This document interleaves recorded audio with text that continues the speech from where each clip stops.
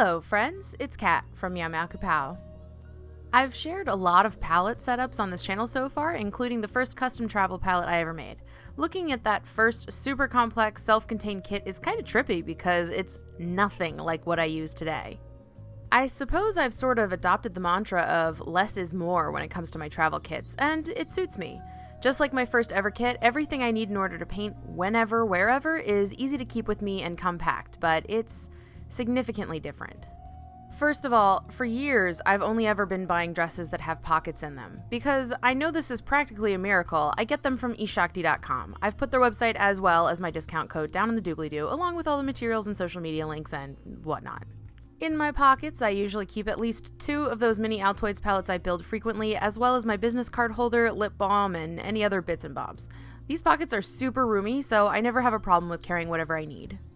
My hair is another aspect of my wardrobe, I suppose you could call it, that I utilize as a tool.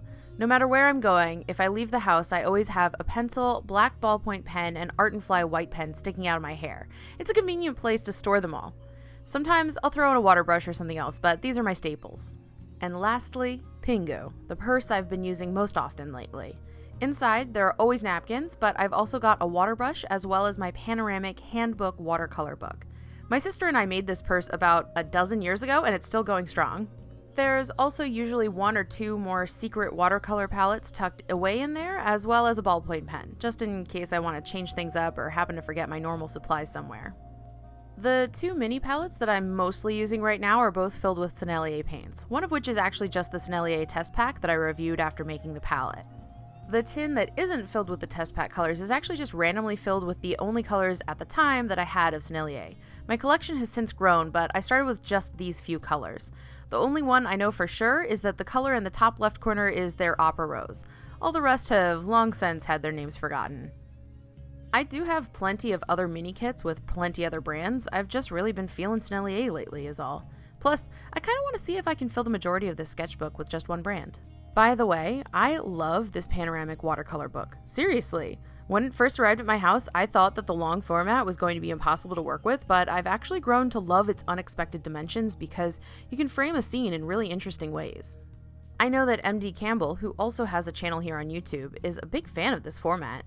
Plus, it's basically the right length for a 4-panel comic, and that's pretty cool. The paper itself is pretty great, and even though it feels quite thin, it's actually pretty durable. The way it flattens back out after curving dramatically when soaking wet is practically magic, and I've never had it warp in weird ways or crinkle up. Something I didn't realize about this handbook is that it's made by Global Arts Materials. Global Arts Materials is also who makes fluid watercolor paper, and I used a sheet of fluid paper in my raccoons piece for the Animal Artists Collective, which I was also thoroughly impressed with the flatness of after being wet.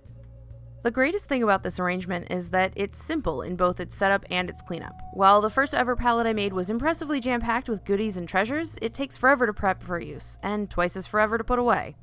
That's not really convenient for when you want to quickly get some work done, but with my current setup, all I need to do is snatch the pen from my hair, draw something in my sketchbook, and then paint. I call everything in this sketchbook a diner doodle because a lot of them have been made while at a diner or cafe of some sort.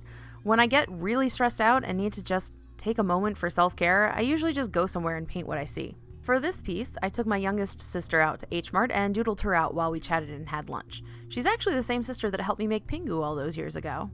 A while ago, I realized that if I sketch directly in pen, because I know there's no way to erase and start over and make things perfect, I don't feel the pressure to make a piece really precise or gorgeous. I just let things happen as they will.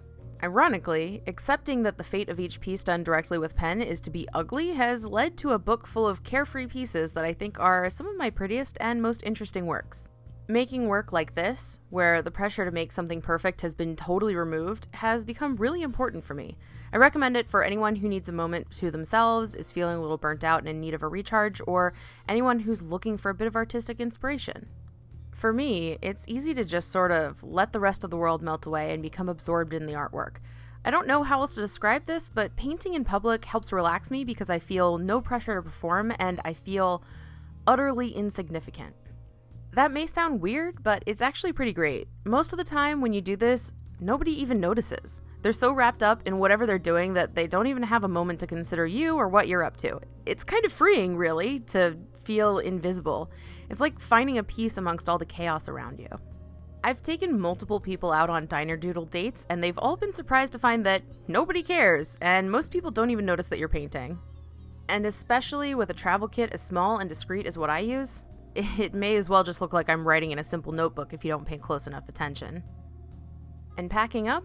Even one-handed, it takes hardly any time. By the time I'm painting, the pens are already back in my hair. If I have time to let the paint dry in my mini palette, I do, otherwise it's easy to just wipe with a napkin and put back in my pocket. Then all that's left is returning the sketchbook and water brush to my purse. The whole process takes just a handful of seconds, 1 minute tops, and that's really only if I'm trying to do everything one-handed while recording. It's crazy convenient, but also practical given that when I'm doing art on the go, I like to be fast and unencumbered.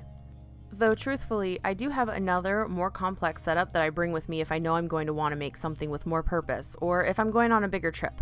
I'd be happy to share it with you if you'd like. So, of the 2 travel sets, which do you think is more useful for you? The first one I made that had the extra mixing wells and all of those tools you'd ever need packed inside of it, or this minimalist version? I'm also curious what you currently use to travel with, if you have your own setups. Let me know.